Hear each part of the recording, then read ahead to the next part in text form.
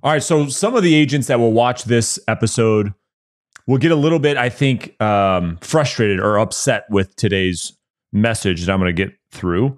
And most of you, I think, will say, no, that's absolutely 100% spot on. Now, you will be the judge of that. And it depends on the type of mindset you have. You either have a growth mindset or a fixed mindset, which all of you know. You probably have read the book. And so that will determine how you receive today's message. Do you receive it in a way that I think a lot of people might receive it as the victim? And that's okay. Maybe it brings some awareness. Some other people will receive it as maybe a wake-up call to say, no, that is absolutely the truth. I understand that to be the truth, and I'm willing to accept the truth. And so I'm going to get into this conversation that I think, again, will make a big impact. So before we do, again, for those of you that have been reaching out, interested in having a conversation about coaching, I'll simply put a link right underneath this video.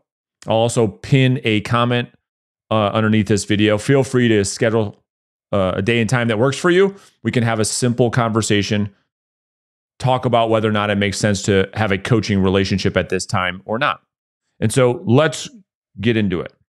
Now, my belief is that if an agent in the business of real estate sales ends up failing out of the business, maybe they're in it for a year or 2 or 3, and they end up having to leave the business as a result of not making enough money to stay in the business, and they're forced to go and do something different to make money. I am not naive to think that real estate is for everybody. In fact, it's not for most. It is a direct outbound sales business, which as a result means that it is not for most people.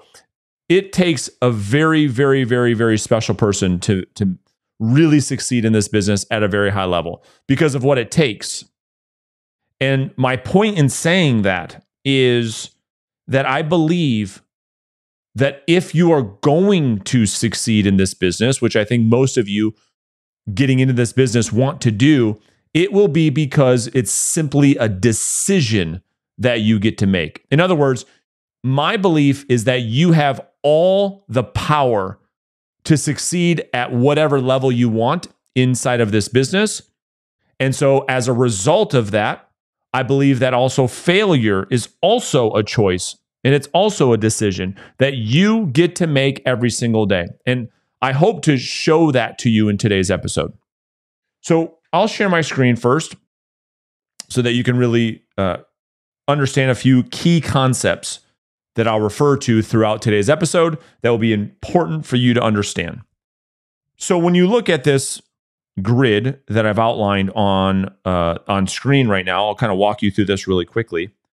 We have what we would call average conversion ratios by how long you've actually been in the business, either 1 to 2 years, 2 to 5 years, or 5 years plus. Now, when we look at these conversions, we have contacts per hour, which simply means the number of people you are having either a face-to-face or voice-to-voice conversation with a decision maker per hour. So contacts per hour. Next is contact to lead. So what is the average conversion of those conversations that you have, either face-to-face or voice-to-voice with a decision maker? How many of those turn into an actual opportunity? And then next we have our lead to appointment set. So once you generate one of those opportunities, on average, how many of those turn into an actual listing appointment where that property owner has agreed to meet with you, to interview you, to list and sell their house? And then next we have our appointment set to appointment met ratio. So how many of those appointments do you actually go on and you meet the person face to face and you have an opportunity to earn their business? And then we have our appointment met to listings taken. So what is the percentage of people you meet with that actually decide to hire you as their listing agent? And then lastly, our listings taken to listings sold ratio. How many of the listings that you actually win make it to a closing table? All right. So that's a quick little definition of these key performance indicators that we're going to refer to in today's video. All right. Now, when we look at this by tenure, new agents contacts per hour on average is about 5. And I have a front row seat to this because I've coached over 6,000 agents. Some are new. A lot are between this 2 and 5 years. And I've coached a lot of people that have been in the business 5, 10, 15, 20 years plus. So 5 contacts per hour is pretty average for a newer agent just getting started. Their contact to lead generated is right around 5%. Okay, so 5% of the people that they talk to turn into an actual opportunity. So if they talk to 100 people, about 5 of them would turn into a good, solid opportunity. Lead to appointment set is roughly right about 15%. Their appointment set to appointment met ratio is right around 50%. And their appointments met to listings taken, okay, this is just the truth. Some of you will want to challenge this. It's just the truth, is about 35%. So about 1 in 3 do they actually win the business. And then listings taken to listings sold for a newer agent is somewhere right around 50%. All right. Now, these go up as the agent gets more experience. It would just make sense, right? This is probably 7. This is closer to 10% is average. This goes up to 20%. This goes up to about 70%. Listings taken to listings sold goes to 50%. Listings taken to listings sold goes up to about 70%. And then lastly, an agent that's been doing this for 5 years plus, they can make 10 plus contacts per hour. Their contact to lead generated is about 20% on average. Their lead to appointment set, because now they're building a pipeline, is more like 35 to 40%. And their appointment set to appointment met is about 90%. And their closing ratio is 80+%. And their listings taken to listings sold is closer to 90%. All right. Now, it's important for you to understand these numbers. We're going to reference back to these numbers. The reason why I say that success or failure is simply a decision that you get to make is this. The truth is, it doesn't matter how long you've actually been in the business, whether that's you being brand new, you being averaged tenure, 2 to 5 years, or you've been doing this for 5, 10, 15 years. A lot of agents tell themselves the story, well, you started at a different time, so therefore X, Y, and Z. Or I don't have as much experience, and so therefore, no. You see, the reality is that these are average conversions by tenure. So here's what I mean by this, all right? If we were to take that story that I just talked about, and we said, okay, let's just look at an agent that is brand new into the business, doesn't know what they don't know, and we compare them and we run that story to say, well, I don't have the skills, the knowledge, the expertise, the database, et cetera, that an agent would have if they've been in the business for 5 or 10 years. I just don't have that. So therefore, I'm going to have this self-fulfilling prophecy as the reason why I'm not succeeding. I'm going to challenge that and show you that that actually does not matter in the story of you succeeding or failing. All right? Because here's the truth. If what I'm saying is true, then wouldn't it only make sense to say, okay, if we have a new agent, all right, we'll say new agent Bob versus experienced agent Nancy. All right. So we have new agent Bob versus experienced agent Nancy. And we just look at these two agents. All right. So we'll have Bob here and we'll have Nancy here. This is kind of my point. All right. So a lot of agents that don't make it in the business, again, they have these stories that they tell themselves. Well, here's the thing. We know that if Bob says, okay, Bob says, I I want to make $100,000 in my business. And I deem that to be a successful annual income for me because I'm coming from an industry or a business right now where I'm making $50,000 per year. So that'd be a big upgrade in lifestyle and income. Well, we know based on those averages, we can just actually play the numbers out. Okay. So watch what I mean. If Bob is in a market where his average commission, we'll call it as $7,500, he would have to sell 13 houses in order to do that. Yeah? He'd have to sell 13 homes. Now, most new agents that don't make it within their first year, what do they do to go out and sell these 13 houses? Well, most of what they do is they wait around for business to find them, right? This is what I mean by success as a choice. If Bob says, okay, I have to sell 13 houses, that's what I have to do. Well, how do I do that? Bob says, well, I probably have to meet with some people. And we know that a brand new agent, he says, okay, I've got to list some houses. So if it's 50% conversion, we take 13, right? 13 divided by 0.5. Bob says, okay, well, that means I have to list 26 homes in order to sell 13. Okay, well, how does he list 26 homes? He says to himself. Well, we look at the average and says, okay, we'll probably have to go on some appointments. And how many appointments do I need to go on? Well, I need to go on about 75 listing appointments to make this happen. Because if I go on 75 listing appointments, I know that 35% turn into an actual listing. And I know that a certain percentage of those are actually going to sell, right? Makes sense so far. He says, okay, well, how am I going to actually get on those 75 listing appointments? How am I going to meet with those people? Well, I probably have to set some appointments. And so we know that about 50% of the appointments a new agent sets actually comes to fruition. So 75 times 2 means that Bob has to set 150 appointments to meet with 75. We know that that's 50%. Well, he says, okay, well, how am I going to do that? Well, he's got to do what? He has to generate some leads, does he not? And we said in order to generate some leads, it's about 15%. So 115 divided by 15%, man, he needs to get 1,000 leads. He needs to get 1,000 leads for him to set 150 appointments. Well, geez, how in the world is Bob going to do that? Bob says, well, shoot, I probably have to talk to some people. I probably got to talk to some people. And again, we know that on average, it's probably 5 to 10% of the people they talk to turn into an actual lead. So 1,000 people divided by 0.1, he needs to talk to 10,000 people. He's a brand new agent, mind you, okay? He's got to talk to 10,000 people to get 1,000 of those leads.